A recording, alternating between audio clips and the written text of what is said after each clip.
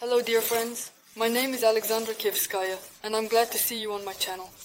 Right from the start, I want to delight you with the fact that you will see a huge series of videos from Chernobyl, because I'm currently in Chernobyl. And the first building you see behind me is the morgue. Finally it happened. It's been a little over a year since I was last here. And now I'm finally here and ready to share with you what I am about to see, and I really want you to see it too. So, before we start this video, give it a like. I promise you there will be a ton of videos from Pripyat and Chernobyl. Let's go. I don't know what it is, but something here smells really bad. You can't even imagine how much. I don't want to touch it with my hands, but I guess I'll have to show it to you. That's potassium over there. Or maybe it's not potassium, maybe it's real blood. Who knows? It seems like it. Yes, this place really instills a huge sense of dread. Yes, I see it with my own eyes, friends. You see it with your own eyes too. You know, I expected there to be blood, meat, corpses, dismemberment, that it would be dark and scary here. Yes. But it really is quite creepy here. As long as she doesn't shoot, this is exactly where they cut. I know.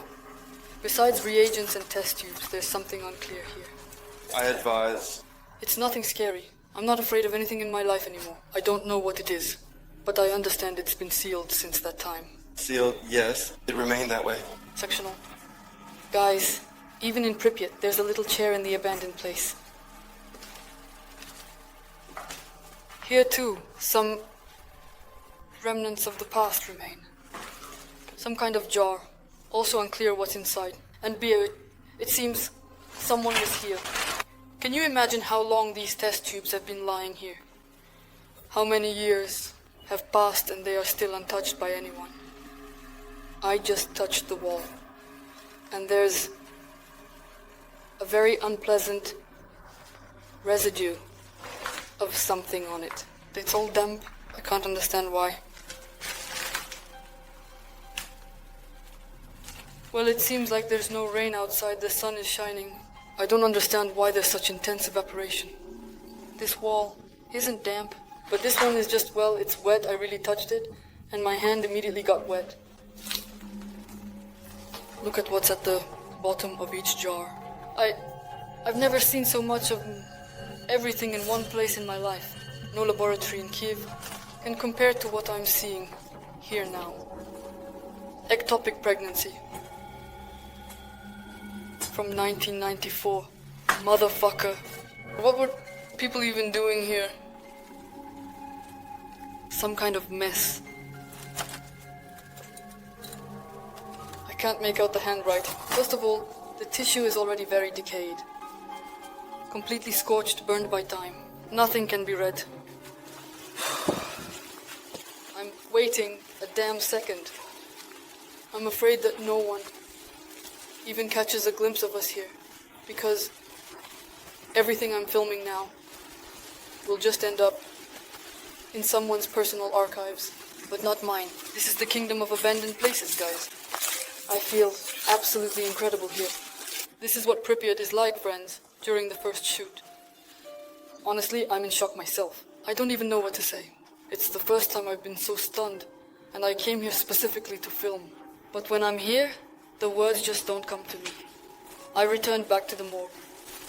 Now I'm passing through it, and we're heading to the abandoned buildings. These are buildings that reach up to 9 stories, 16 stories. Right now, Sergei and I are in a building that, according to legends, was a children's home. In fact, it doesn't really look like a children's home. But something, yes. I think if you dig around here, you might find a gas mask, for example. You can find similar children's drawings, pictures, books, something that indicates that children were here. For example, there are New Year's toys. There they are lying around. Look. I wonder if these children are still around or not. How old are they now? No one knows this, and no one will tell me. We've been in Pripyat for only half a day, But in that time, we've managed to explore quite a bit and still can't reach the abandoned buildings. As soon as we reach them, I feel like something terrible, something nightmarish will begin, because it will start getting dark soon. It's already 2 o'clock in the afternoon. To be honest, we are incredibly tired, and filming all of this is very difficult for us right now. But we will keep filming because we want to show it to you and see it for ourselves. Because when I was here a year ago, a little over a year ago, I barely had time to see anything. And now finally, I have enough time to show you everything I wanted, and everything you wanted to see on my channel. So let's keep watching. So right now we are on Ognevo Street, number 3, as you can see, and everything you see ahead was a sanatorium. A bit of Soviet elevators for you. By the way, these elevators look much better here than in the buildings in Kiev. Now I'm heading down some long, cold corridor. 102. What do we have here? A police room, perhaps? Honestly, even here I really don't want to run into anyone. I know that in places like this you can meet anyone. For example, like last time when we went to Chernobyl, we met convicts who were fleeing from Belarus to Ukraine. It wasn't a very pleasant sight, let me tell you. When someone rough knocks on your door at 1 in the morning asking for a light, a drink, or a cigarette, it doesn't really matter what he's asking for. Just the fact that he's standing next to you and something could happen. In short, it's just not cool. Let's move on. Just look at what time does to houses. Not much time has passed. And the houses are almost gone.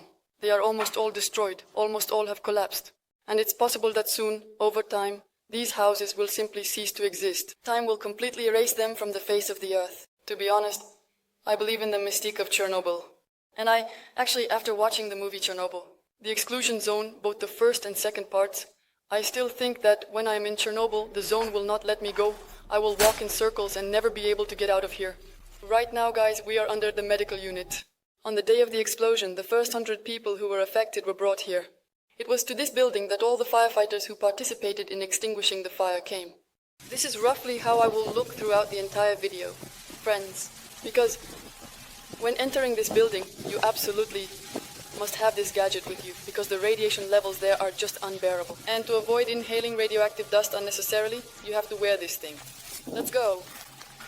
Right from the start, guys. There's a wheelchair, beds, and some kind of unknown powder. This is where the ambulances arrived, and this is where they brought in those who were injured.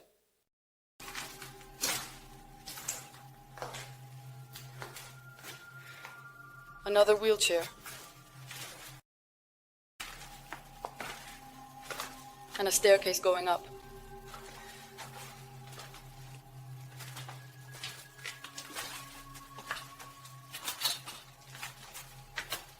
Some kind of door. Listen, I don't like this door, but I want to open it. It's locked tight. I need to find a way in. Strange, why is it locked? All the doors, in all the houses, in all the abandoned houses here, are open. Absolutely. No matter where you are. This room, guys, just terrifies me. All my life, I wanted to see this in reality. And now I see it on... And I realize that I never want to see anything like this again. Look, there's a needle sticking out of the jar. And it's very, very strange. For some reason, it's made of metal. I've never seen needles like this before. There are some test tubes. Posters and notes here again. Posters about the dangers of smoking. I understand that someone specifically made this here. And here are some notes. 84. Stop. Yes, the date of the operation, month and day. So operations were conducted on this table. In the year 84. I understand that one of the last operations was performed here. Down the corridor there, it feels like someone is walking. Look, I have a dosimeter in my hands right now. The permissible limit is 0.30. Right now, that's exactly what I have, 0.29. Now it's just a little higher. And look, right here, do you see the fabric? This is fabric from the liner of a firefighter's helmet, which is lying here. And next to it, it says, caution. Now look at the dosimeter.